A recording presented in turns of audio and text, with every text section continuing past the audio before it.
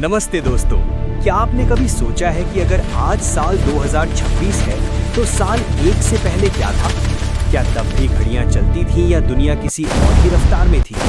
आज राज quick facts पर हम समय के उस गुप्त पन्ने को पलटेंगे जहां इतिहास की गिनती शुरू हुई। चलिए मेरे साथ समय की इस अद्भुत यात्रा पर। अगर हम आपसे पूछें कि आज कौन सा साल चल रहा है तो शायद आप तुरंत जवाब देंगे 2026। लेकिन क्या आपने कभी सोचा है कि साल 1 से पहले क्या था? क्या उस समय भी लोग साल गिनते थे?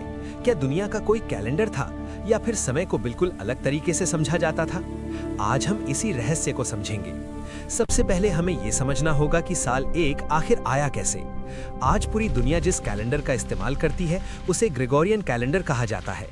इस कैलेंडर में सालों को ईसा मसीह के जन्म के आधार पर गिना जाता है, यानी जन्म के बाद के सालों को एडी यानी एनो डोमिनी कहा गया और पहले के सालों को बीसी यानी बिफोर क्राइस्ट।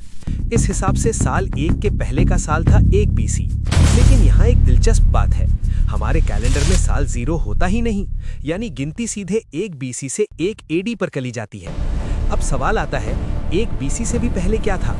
उससे पहले आते हैं 2 बीसी, 3 बीसी, 4 बीसी और इसी तरह हजारों साल पीछे जाते हुए हम इतिहास की गहराइयों तक पहुंच जाते हैं। उदाहरण के लिए लगभग 3000 बीसी के आसपास मिस्र में पिरामिड बन रहे थे। 2500 बीसी में सिंधु घाटी सभ्यता अपने चरम पर थी। 776 बीसी में ग्रीस में पहली ओलंपिक प्रतियोगिता हुई थी। यानी साल 1 से पहले भी दुनिया में बहुत कुछ हो रहा था। लेकिन क्या उस समय लोग बीसी और एडी जानते थे? नहीं, असल में बीसी और एडी की ये प्रणाली लगभग 1500 साल बाद बनाई गई थी। इसे बनाने का श्रेय एक भिक्षु को जाता है जिनका नाम था डायनीसियस एक्जिगुस। 6ठी सदी में उन्होंने ईसा मसीह के जन्म को आधार मानकर नई गिनती शुरू की। लेकिन इतिहासकारों का मानना है कि ईसा मसीह का असली जन्म 4 या 5 बीसी के आसपास हुआ हो। यानी हमारी आज की समय गिनती भी पूरी तरह सटीक नहीं हो सकती। अब एक और रोचक बात, जब साल 1 आया तब दुनिया में अलग अलग सभ्यताएं अपने अपने कैलेंडर का इस्तेमाल कर रही थी। भारत में विक्रम संवत और बाद में शक संवत का उपयोग हुआ। चीन का अपना कैलेंडर था, माया सभ्यता का अपना कैलेंडर था। यानी उस समय कई तरह की समय गणनाएं चल रही थी। तो फिर पूरी दुनिया ने एक ही कैलेंडर क्यों अपनाया? इसका जवाब है वैश्विक संपर्क और आधुनिक विज्ञान। जैसे जैसे दुनिया आपस में जुड़ने लगी, व्यापार बढ़ा, यात्राएं बढ़ीं, वैज्ञानिक शोध बढ़े, तो एक सामान्य कैलेंडर की जरूरत महसूस हुई। तभी धीरे धीरे ग्रेगोरियन कैलेंडर पूरी दुनिया में फैल गया। अब आइए समय को और पीछे ले चलते हैं। अगर हम हजारों साल पीछे जाएं तो हमें लिखित इतिहास भी नहीं मिलता। उस समय को कहा जाता है प्री हिस्टोरिक एरा। ये वो समय था जब इंसानों ने लिखना नहीं सीखा था।